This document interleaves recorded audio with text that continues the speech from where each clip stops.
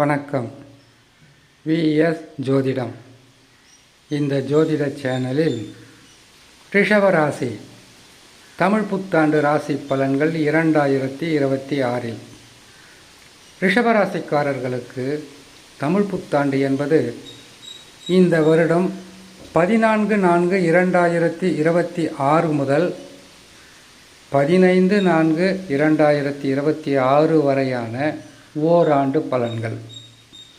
ஓராண்டில் தொழில், பணம் வருகின்ற வழி, எத்தகையான நற்பலன்கள் கிடைக்கும், கிரக மாற்றங்கள் என்பது நன்மைகளை செய்யுமா, தீய பலன்களை அதிகமாக கொடுத்து விடுமா? நம்மளுடைய வாழ்க்கையில் எப்போவுமே நன்மைகளை பற்றி தான் அதிகமாக மனசு சிந்திக்கும். அது நடந்தால் போதும், இது நடந்தால் போதும், நன்மைகள் நடக்க வேண்டும் என்று ஒவ்வொரு ராசிக்காரர்களுடைய மனதிலும் கட்டாயமாக இருக்கும். அதை முடிவு செய்து அதற்குண்டான நல்ல பலன்களையோ அல்லது பாதக பலன்களையோ தருகின்ற நிலையில் கிரகங்கள் இருக்கிறதா, நன்மைகள் நடக்குமா என்பதை பார்ப்பது தான் இந்த பதிவு. சரி, பதிவுக்குள் போகலாம். ரிஷபராசிக்காரர்களுக்கு தமிழ் புத்தாண்டு என்பது நன்மைகள் என்பது அதிகமாகவும் சற்று தீய பலன்களும் கட்டாயமாக கிடைக்கும். எதுக்கு சுற்றி வளைச்சி பேசிக்கிட்டு? குரு பகவான் சரியில்லை. குரு பகவான் உங்கள் ராசிக்கு 2ஆம் இடத்தில் இப்பொழுது இருக்கிறார். இந்த பதிவை நான் உங்களுக்கு போடுகின்ற நேரத்தில் கூட குரு பகவான் உங்கள் ராசிக்கு 2ஆம் இடத்தில் தான் இருக்கிறார். அவர் வக்ரம் பெற்றிருக்கிறார். வக்ர நிவர்த்தி என்பது இன்னும் சில நாட்களில் இருப்பதினால் குரு பகவான் 3ஆம் இடத்திற்கு சென்று விடுவார். 3ஆம் இடம் என்பது முயற்சிகளில் தடைகளை கொடுத்து முன்னேற்றத்தை தடுப்பது தான் குரு பகவானின் செயலாக இருக்கும். சரி, இன்னொரு ரகசியமும் இருக்கு. ரிஷபராசிக்கு குரு பகவான் பாதக அதிபதி. பாதக அதிபதி பாதகஸ்தானத்தில் அமரும்போது நன்மைகள் நடக்காதா என்கின்ற கேள்வி உங்களிடத்தில் கட்டாயமாக இருக்கும். பிறப்பு ஜாதகத்தில் நீங்கள் எந்த லக்கினத்தில் பிறந்திருக்கிறீர்கள், எந்த லக்கினமாக இருந்தாலும் அதில் வரக்கூடிய சாதக பாதக பலன்களை பார்த்து சொல்லுவது என்பது ஒரு நிலை. இது கோட்சாரம் என்று சொல்லக்கூடிய கோட்சார பலன்கள். கோட்சாரம் என்பது கிரகங்கள் பயிற்சி பெற்று அமர்ந்து தருகின்ற பலன்களை பற்றி சொல்லக்கூடியது.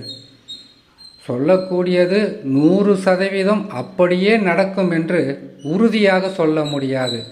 காரணம், ரிஷபராசி என்பது 3 நட்சத்திரங்கள் கொண்டது.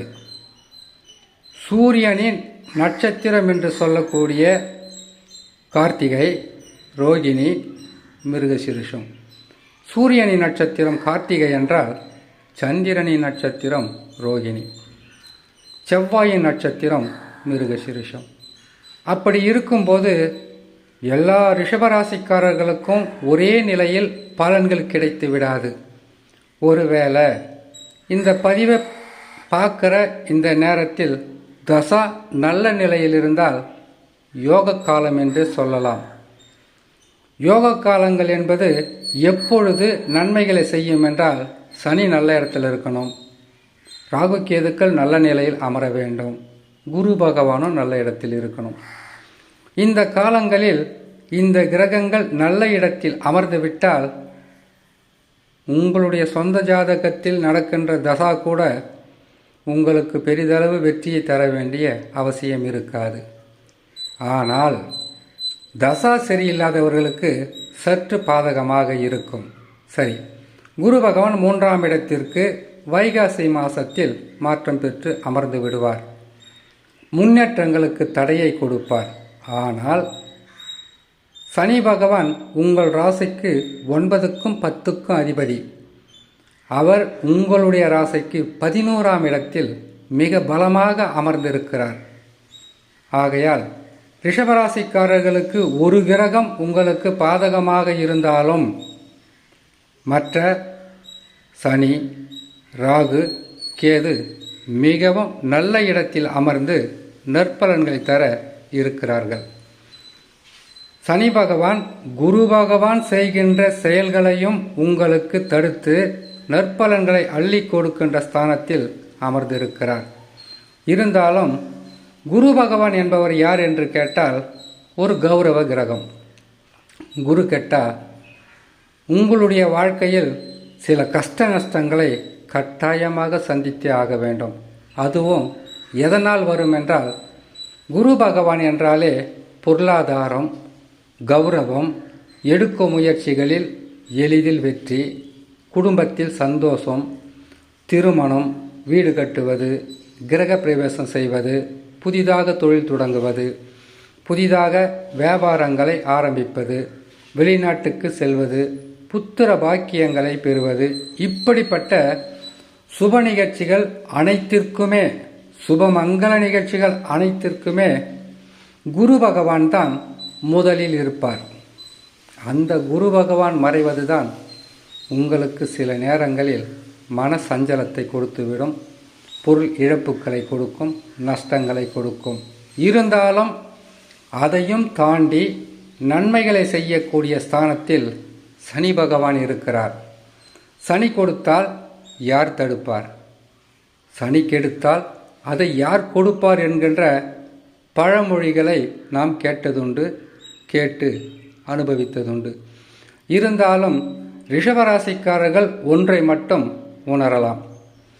இப்போ சில மாதங்களாக குடும்பத்தில் பிரச்சனை, வருமான குறைவு, கடன் தொல்லை, நோய் தொல்லை, எதிரிகளும் நண்பர்களும் எதிரிகளாக மாறுவதும், எதிரிகள் துரோகிகளாக மாறுவதும், இனம் புரியாத குழப்பங்களும் மன சஞ்சலங்களும் வந்து கொண்டுதான் இருக்கும். இதற்கும் காரணம் கேது பகவான் 4ஆம் இடத்தில் இருப்பதும், குரு பகவான் 3ஆம் இடத்தில் உங்களுக்கு பயிற்சி பெற்று அமர்ந்திருந்து இப்பொழுது வக்கரம் பெற்று 2ஆம் இடத்தில் இருப்பது தான் காரணம். இந்த ஆண்டு முழுவதுமே குருவால் நன்மைகள் கிடையாது.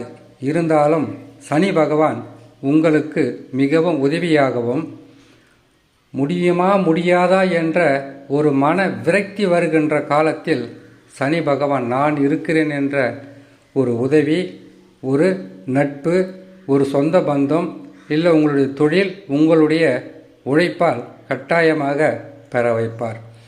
உங்களுடைய ஜாதகத்தில் தசா நல்ல நிலையில் இருக்கிறதா என்று கட்டாயமாக பார்த்தே ஆக வேண்டும்.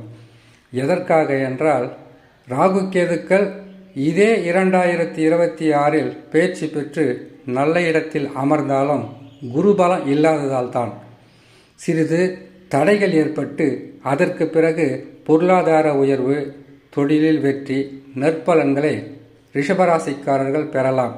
ஒருவேளை அதிகப்படியான தொல்லைகளாக இருந்தால் அருகில் உள்ள சிவன் ஆலயங்களுக்கு சென்று வருவதும், அருகில் உள்ள பெருமாள் கோயிலில் நீங்கள் சென்று மனமுருகி வேண்டி வருவதும் மிக சிறந்த பரிகாரமாகவும் நற்பலன்கள் அதிகமாக பெறக்கூடிய வாய்ப்பையும் ரிஷபராசியான நீங்கள் பெறலாம் என்று சொல்லி இன்னொரு நல்ல பதிவில் உங்களை நான் சந்திக்கிறேன். நன்றி, வணக்கம்.